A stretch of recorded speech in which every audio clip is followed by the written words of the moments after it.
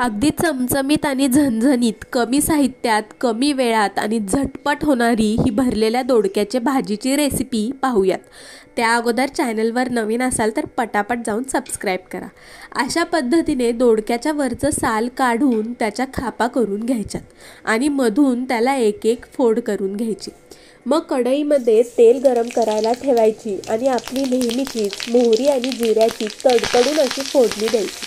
मग स्वच्छ धुवून कढीपत्त्याची पानं घालायची आणि आपल्या दोडक्याच्या फोडी याच्यामध्ये ॲड करायच्या. अगदी छान अशा दोडक्याच्या फोडी आपल्याला तेलावरती परतून घ्यायच्यात आणि मग नंतरनं हळद मीठ घालून घ्यायचे आणि पुन्हा ह्या फोडी छान परतवून घ्यायच्या. फोडींचा कलर बदलायला लागला, छान परतवून करपूस झाल्या की मग ह्याच्यामध्ये आपल्याला आवडीनुसार मसाले ॲड करायचे. मी इथं लाल तिखट आणि गरम मसाला घातला. त्यानंतरनं छान ह्या मिरच्या पुन्हा परतून घ्यायच्या आणि आपल्याला जितकं पाणी हवं आहे तितकं पाणी याच्यामध्ये ॲड करायचं. मग भाजलेल्या शेंगदाण्याचा कूट, हिरवीगार बारीक चिरलेली कोथिंबीर यामध्ये ॲड करायची आणि पुन्हा एक छान उकळी काढून घ्यायची.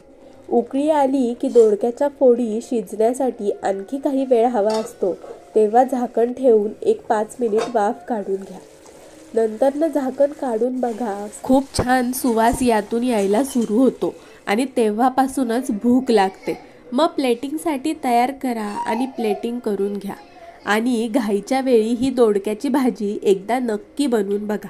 व्हिडिओ आवडला असेल तर लाईक करायला विसरू नका. एक छान कमेंट करा आणि शेवटपर्यंत पाहताय त्यासाठी थँक्यू.